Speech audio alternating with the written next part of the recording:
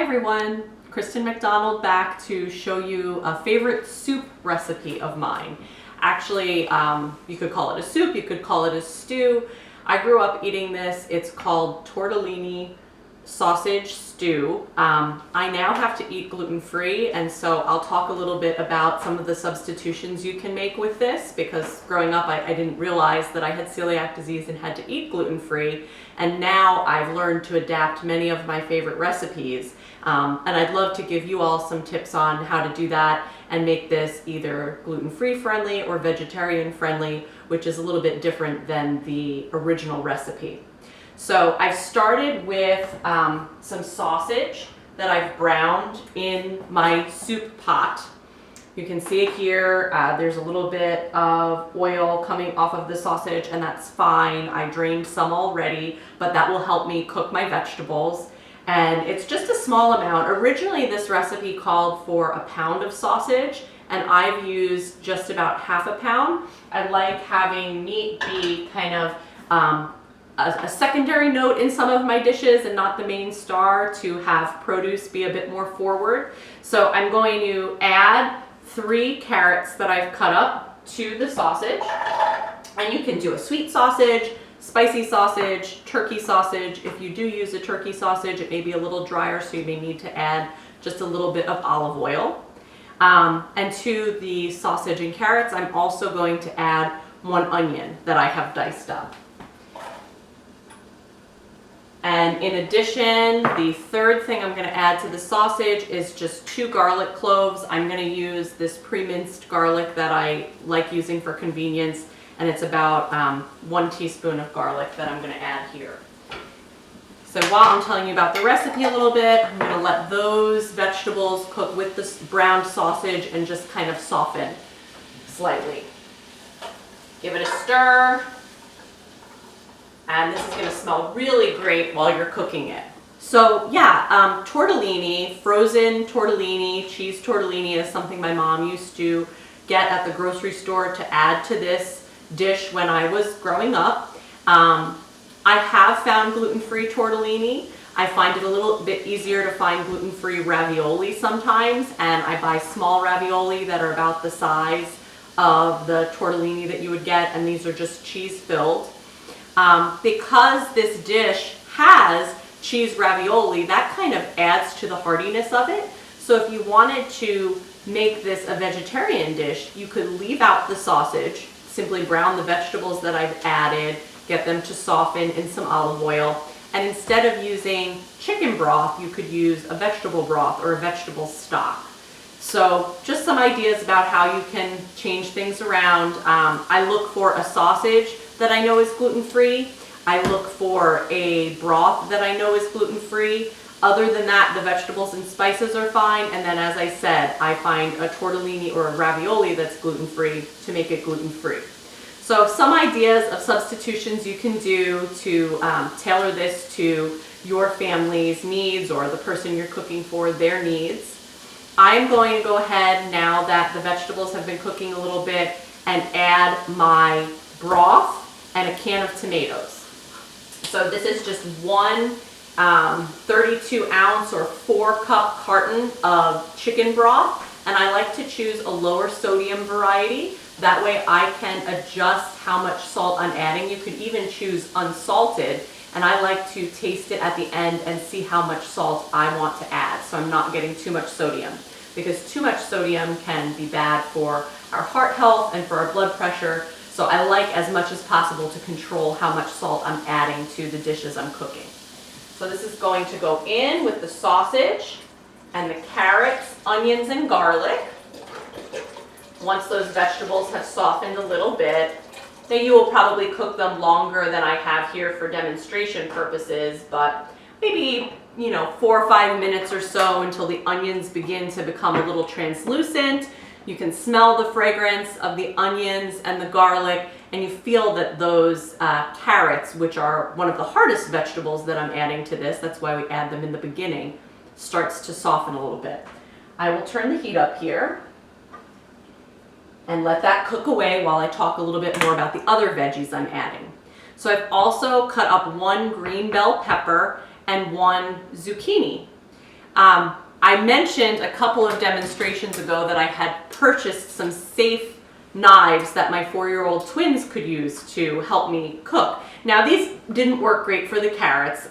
They are plastic. They do need to kind of use a sawing motion to cut through things, and it just wasn't working for the carrot, but they were able to cut up strips of bell pepper that I gave them and to cut up strips of zucchini that I gave them as well. And so getting them involved in preparing this meal, I have found makes it much more likely that they will try different vegetables and try the dinner that I'm serving. They like getting involved in the kitchen. So I wanted to show you these knives and again give you that tip to try to get your kids safely involved in the aspects of preparing a recipe that you can involve them in.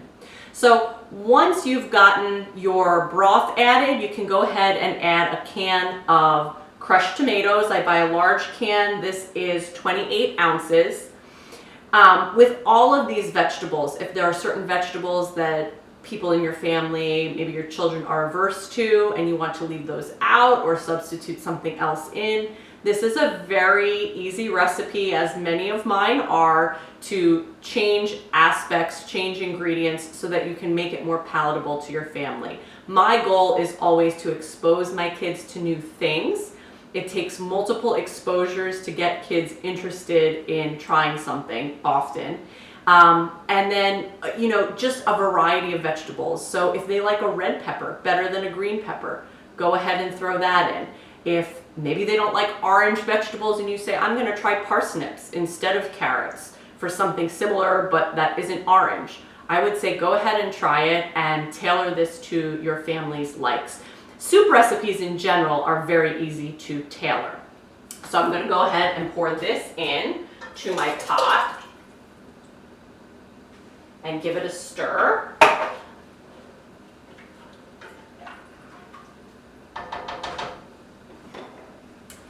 And then oregano is really the only seasoning other than garlic and salt and pepper to your taste that this requires.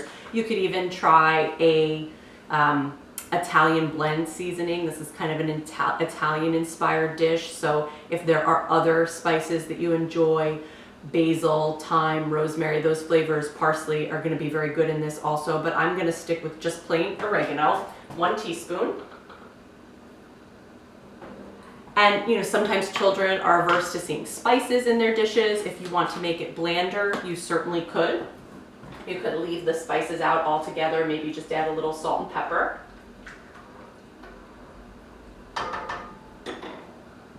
So once that gets going, once your other vegetables are more tender, you'll go ahead and add the bell pepper and the zucchini because those are slightly softer to begin with and they don't take that long to cook. So I'm going to add the zucchini or bell pepper, and then I'll add the zucchini.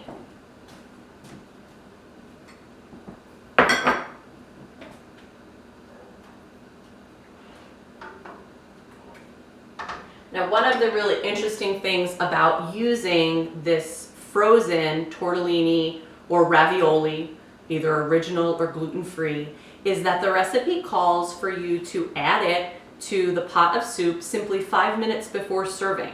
So you could prepare this. It's really not going to overcook what I've already put in the pot. Let it go on the stove for a little while, and then when you get closer to supper time or when you're going to serve this, you just pop this frozen pasta in and let it cook for 4 to 5 minutes.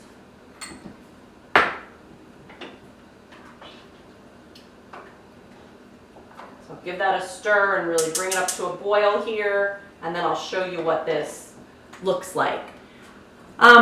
Something else to mention about the gluten-free pasta, I have noticed when I add this to a dish that it disintegrates a little bit more easily than a regular pasta. And so something else you could do is prepare the soup without the tortellini or ravioli and kind of, if you're going to have leftovers, store that in the fridge the way it is and just prepare the ravioli or the tortellini according to package directions, which is usually a similar amount of time, about 4 to 5 minutes in some boiling water, and serve it over top of the reheated soup. because if you store it in the refrigerator with the gluten-free pasta, that may break down and not really hold up in the soup to kind of have that flavor and texture that you would be looking for.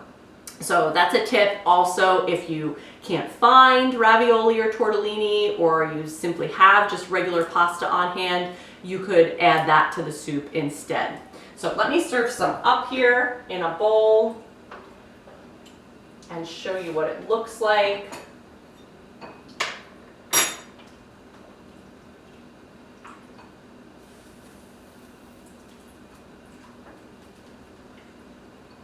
You can really tell from all the different colors in this soup that there's a great variety of nutrients, vitamins, and minerals. I think I've mentioned that before, that different colors in fruits and vegetables signify different nutritional benefits. So you are really getting quite a variety of good health in this bowl, and it's the time of year to be warming up with a bowl of soup. I like to add Parmesan cheese over top for serving, just a little sprinkle. And I'll take a little taste here.